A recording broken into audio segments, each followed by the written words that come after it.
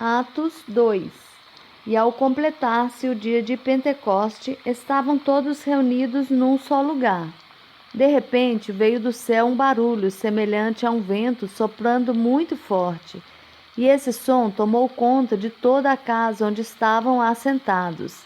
Então todos viram distribuídas entre eles línguas de fogo, e pousou uma sobre cada um deles.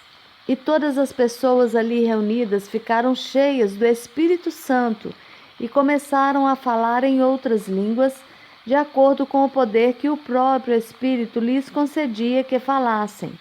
Ora, estavam morando em Jerusalém judeus tementes a Deus, vindos de todas as partes do mundo. Ao ouvirem aquele estrondo, ajuntou-se um grande número de pessoas e ficaram maravilhados, pois cada um ouvia falar em sua própria língua. Perplexos e admirados, comentavam uns aos outros: porventura não são galileus todos esses que estão falando? Como então cada um de nós os ouve falar em nossa própria língua materna?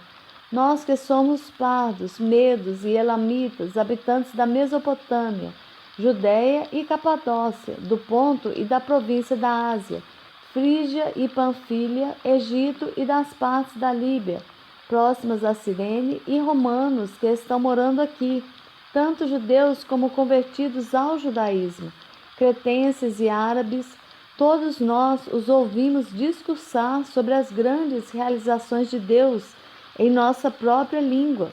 E todos estavam absolutamente assustados e confusos, perguntando uns aos outros: o que significa tudo isto? Entretanto, outros, para ridicularizá-los, exclamavam: esses estão cheios de vinho novo. E aconteceu que, colocando-se em pé juntamente com os 11, Pedro tomou a palavra e em alta voz pregou à multidão reunida: homens judeus e todos os que habitais em Jerusalém, permitais que vos esclareça o que se passa. Dai, pois, atenção às minhas palavras. Estes homens não estão embriagados como pensais, até porque são apenas 9 horas da manhã. Muito diferente disto, o que está ocorrendo foi predito pelo profeta Joel.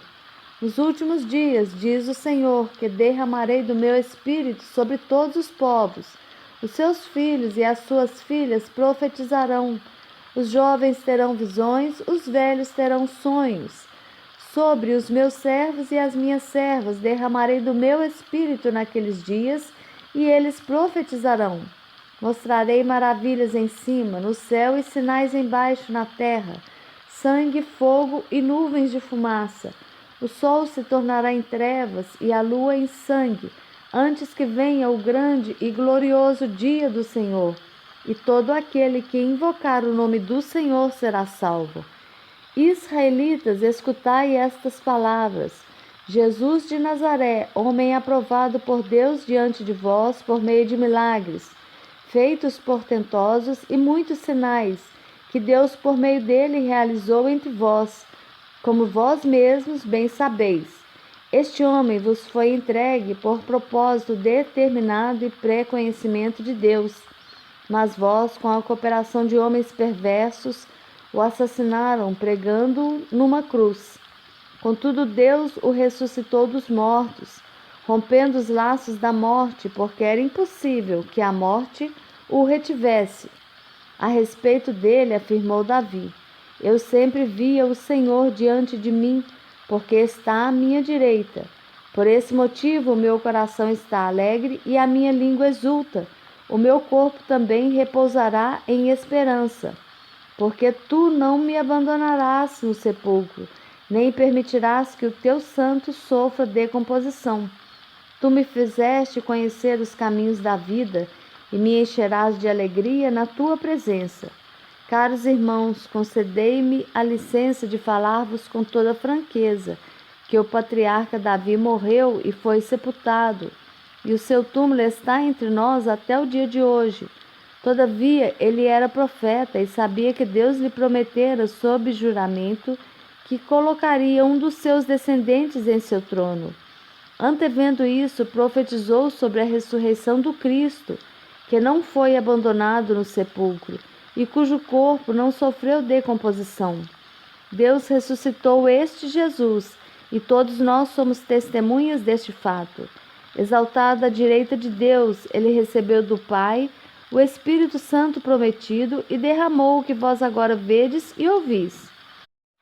Porquanto Davi não foi elevado aos céus, mas ele mesmo declarou: O Senhor disse ao meu Senhor: Senta-te à minha direita, até que eu ponha os teus inimigos como estrado para os teus pés. Sendo assim, que todo o povo de Israel tenha absoluta certeza disto: este Jesus a quem vós crucificastes, Deus o fez Senhor e Messias. Ao ouvirem tais palavras, ficaram agoniados em seu coração e desejaram saber de Pedro e dos outros apóstolos. Caros irmãos, o que devemos fazer? Orientou-lhes Pedro: Arrependei-vos e cada um de vós seja batizado em um nome de Jesus Cristo, para o perdão de vossos pecados, e recebereis o dom do Espírito Santo, porquanto a promessa pertence a vós, a vossos filhos e a todos que estão distantes, enfim, para todos quantos o Senhor nosso Deus chamar. E com muitas outras palavras dava seu testemunho pessoal e os encorajava, proclamando: Sede salvos desta geração que perece. Assim, todos quantos aceitaram a sua palavra foram batizados, e naquele mesmo dia juntaram-se a eles cerca de 3.000 pessoas. Eles perseveravam no ensino dos apóstolos e na comunhão, no partir do pão e nas orações. E na alma de cada pessoa havia pleno temor, e muitos feitos extraordinários e sinais maravilhosos eram realizados pelos apóstolos. Todos os que criam estavam unidos e tinham tudo em comum.